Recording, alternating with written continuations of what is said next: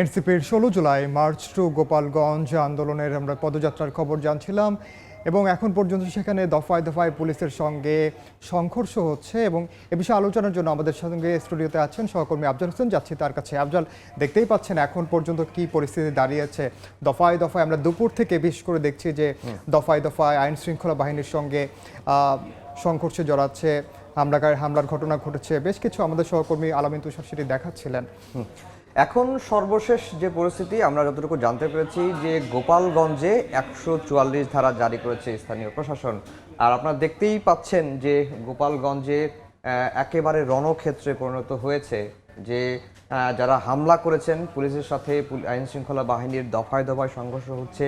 Police একদিকে অবস্থান নিয়ে আছে, হামলাকারীর একদিকে অবস্থান নিয়ে আছে। এবং এর আগে হামলার সূত্রপাতটা আমরা যেমনটি দেখেছিলাম যে আজকে যখন গোপালগঞ্জে এনসিপি জাতীয় নাগরিক পার্টি আনুষ্ঠানিকভাবে পদযাত্রার ঘোষণা দেন, সকাল থেকেই মঞ্চ প্রস্তুত হচ্ছিল, কিন্তু গাড়িবহরকে কেন্দ্র করে আমরা দেখেছি যে প্রথম আঘাতটি কিন্তু করা হয় আইনশৃঙ্খলা বাহিনীর ওপর। এবং এই আঘাতটি যখন আইনশৃঙ্খলা বাহিনীর ওপর করা হয়, ৩ জন আইনশৃঙ্খলা বাহিনীর সদস্য আহত হন, পুলিশের গাড়িতে আগুন দেওয়া হয়। এবং পুলিশ যখন আহত হয়েছেন এই খবরটি যখন ইউনো পেয়েছেন, ইউনো যখন দেখতে গিয়েছেন, সেই পুলিশ সদস্যদের দেখে আসার পথে ইউনোর গাড়িতেও কিন্তু হামলা হয়েছে, ইউনোর চালক কিন্তু আহত হয়েছে। এরপরে আমরা দেখেছি যে দুপুরের দিকে অর্থাৎ ১:৩০টার দিকে এনসিপির যে সমাবেশ স্থল রয়েছে সেই সমাবেশ স্থলে নিষিদ্ধ ঘোষিত সংগঠন ছাত্রলীগের নেতাকর্মীরা হামলা চালায়, চেয়ার টেয়ার ভাঙচুর করা হয়। তখন কিছু সংখ্যক এনসিপি নেতাকর্মীরা ওই সমাবেশ স্থলে উপস্থিত ছিলেন, তারা পালিয়ে তারা দূরে সরে যান। এরপরে আবার দেখেছি যে আইনশৃঙ্খলা বাহিনীর তৎপরতা এবং এনসিপির নেতাকর্মীরা একজোট হয়ে আবার সমাবেশস্থলে আসেন এবং সমাবেশস্থলে আসার পরে পরিস্থিতি স্বাভাবিক হয়।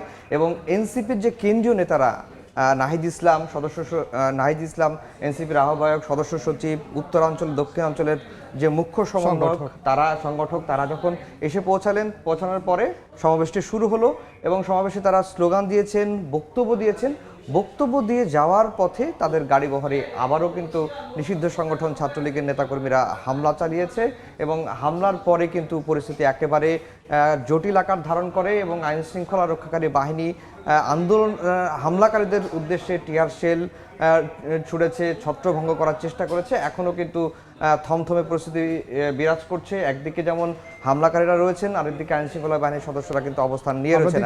আইন শৃঙ্খলা রক্ষাকারী বাহিনীর বেশ কয়েকজন সদস্য আহত হয়েছেন এই অর্থে টিয়ার শেলের আমরা দেখেছি তারা যখন আন্দোলনকারীরা যখন ইটপাটকেল মারছিলেন তখন বেশ কয়েকজন পুলিশ সদস্যও কিন্তু আহত হয়েছেন। এছাড়া আইন শৃঙ্খলা রক্ষাকারী বাহিনীর পক্ষ থেকে সর্বোচ্চ ধৈর্যের পরিচয় দিতেও আমরা দেখেছি। তারা কয়েক দফা পিছিয়ে এসেছে, হামলাকারীরা যখন এগিয়ে এলো তারপর আবার তারাও আবার ধাওয়া পাল্টা ধাওয়া দিয়ে করেছে। আসলে সামগ্রিকভাবে এখনও আমরা দেখতে পাচ্ছি যে থমথমে পরিস্থিতি বিরাজ করছে, অগ্নিসংযোগ করা হয়েছে এবং সমাবেশস্থলের যে চিত্র আমরা দেখতে পাচ্ছি, এই যে আপনি যে চিত্রটা দেখতে পাচ্ছেন, যে চেয়ারগুলো দেখতে পাচ্ছেন, এই চেয়ারগুলো কিন্তু সমাবেশের জন্যই আনা হয়েছিল।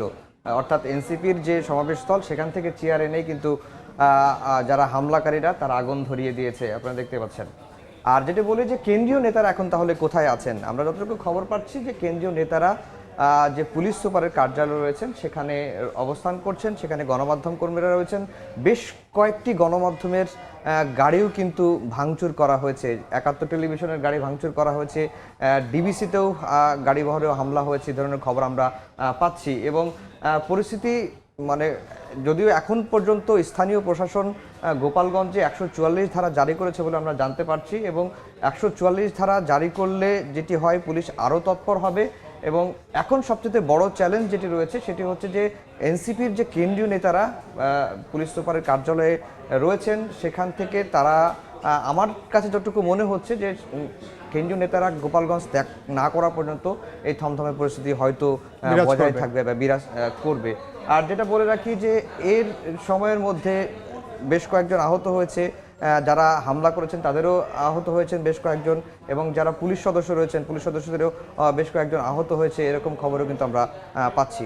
আফজাল, মূলত গোপালগঞ্জ থেকে মাদারীপুর যাওয়ার পথেই তো আসলে এই পদযাত্রায় বা মার্চ টু গোপালগঞ্জ যেটা বলা হচ্ছে এনসিপির পদযাত্রা, সেখানে হামলা হয়। এখন পর্যন্ত আসলে আমাদের সহকর্মী আলামিন তুষার যেমনটা বলছিলেন যে এনসিপির নেতাকর্মীরা নেতৃবৃন্দ যারা আছেন তারা নিরাপদে আশ্রয় নিয়েছেন। আসলে তাদের খবর কি আমরা এখন পর্যন্ত জানতে পারছি, তারা আসলে ঠিক কেমন আছে, তাদের কোনো ক্ষয়ক্ষতি হয়েছে কিনা? না, আমরা এখন পর্যন্ত তাদের খবর পাই নাই। গণমাধ্যম কর্মীরা যদিও যে পৌর পার্কের মানে যেখানে সমাবেশটি হওয়ার কথা ছিল বা হয়েছে এনসিপির, ঠিক তার পাশেই গোপালগঞ্জের প্রেস ক্লাব রয়েছেন। সেই প্রেস ক্লাবে সাংবাদিকরা আশ্রয় নিয়েছেন অনেকেই, সেটি আমরা জানতে পারছি। আর আমরা ঢাকা থেকেও বেশ কিছু গণমাধ্যম এই এনসিপির সমাবেশটি পদযাত্রাটি কাভার করার জন্য গিয়েছিলাম। তারা সেই সংবাদটি কাভার করছেন। আমরা যতটুকু পারছি নিরাপদ জায়গায় থেকে, নিরাপদ স্থানে থেকে এই ঘটনাটি পুরোটাই তুলে নিয়ে আসার চেষ্টা করছে। আপনারা দেখতে পাচ্ছেন যে আইনশৃঙ্খলা বাহিনীর সদস্যরা কঠোর অবস্থানে রয়েছেন, এপিবিএন রয়েছে, পুলিশ সদস্যরা রয়েছে এবং সেনাবাহিনীর সদস্যদেরকেও আমরা দেখেছি যে বিভিন্ন জায়গায় টহল দিতে। এখন পরিস্থিতি একেবারে থমথমে, আমরা মুখোমুখি অবস্থান দেখছি না।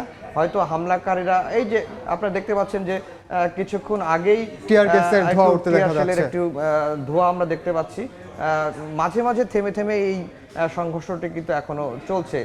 তো আমরা যেটি আগেই বলছিলাম যে এনসিপির নেতাকর্মীরা এই যে জুলাই মাসকে ঘিরে সারা দেশে জুলাই পদযাত্রা কর্মসূচি ঘোষণা দিয়েছে। এর মধ্যে উত্তরাঞ্চলের বেশ কিছু জেলায় কয়েকটি জেলায় পদযাত্রা করেছে, সমাবেশ করেছে এবং সেই পদযাত্রাগুলোতে বা সমাবেশগুলোতে আমরা দেখেছি যে সাধারণ মানুষের যে আগ্রহ, এই যারা জুলাই গণঅভ্যুত্থানে নেতৃত্ব দিয়েছিলেন তারা যখন মানুষের কাছে যাচ্ছিলেন তখন মানুষ তাদেরকে খুব ভালোভাবেই আমন্ত্রণ জানিয়েছেন, ভালোভাবেই গ্রহণ করছিলেন। এবং এনসিপি কে বলা হচ্ছিল যে জুলাই মানে 5 আগস্টের পরে তারা যখন এই ফেব্রুয়ারিতে রাজনৈতিক দল গঠন করলেন, এরপরে 4 মাস হয়ে গেল, অনেকেই মনে করছিলেন যে এনসিপি হারিয়ে যাচ্ছে। কিন্তু তাদের এই জুলাই কর্মসূচি কেন্দ্র করে, পদযাত্রাকে কেন্দ্র করে আবারও তারা ঘুরে দাঁড়ানোর চেষ্টা করছেন বা বিভিন্ন জায়গায় যে গণজোয়ার তৈরি হয়েছে সেটি দেখানোর মানে অনেকেই বিশ্লেষণ করছিলেন। তার ফলশ্রুতিতে আজকে এই গোপালগঞ্জের কিন্তু এতদিন তো মোটামুটিভাবে আমরা যে কটা জেলায় দেখেছি জুলাই পদযাত্রা হয়েছে সবগুলো মোটামুটি শান্তিপূর্ণভাবে, কোথাও কিন্তু আমরা তেমন বড় ধরনের আসলে বিশৃঙ্খল পরিস্থিতি দেখিনি। গতকাল থেকেই মূলত সামাজিক যোগাযোগ মাধ্যমে এই গোপালগঞ্জকে কেন্দ্র করে এমন কিছু ঘটনা ঘটতে পারে আমরা আভাস পাচ্ছিলাম। সামাজিক যোগাযোগ মাধ্যমে পাল্টাপাল্টি অনেকে স্ট্যাটাস দিচ্ছিলেন এবং তারই পরিপ্রেক্ষিতে আমরা কিন্তু দেখতেই পাচ্ছি। আপনি হয়তো দেখতে পাচ্ছেন যে এই গোপালগঞ্জের এই জায়গাটায় নিষিদ্ধ সংগঠন ছাত্রলীগ এবং আওয়ামী লীগের নেতাকর্মীরা অবস্থান নিয়ে রয়েছেন। বাঁশ দিয়ে ব্যারিকেড দেওয়া আছে, অনেকেই আবার পুলিশের দিকে চড়া হওয়ার চেষ্টা করছেন। আমরা যতটুকু ধারণা করছি যে ঠিক তাদের ঠিক অপোজিটেই পুলিশ আইনশৃঙ্খলা বাহিনীর অবস্থানটি রয়েছে।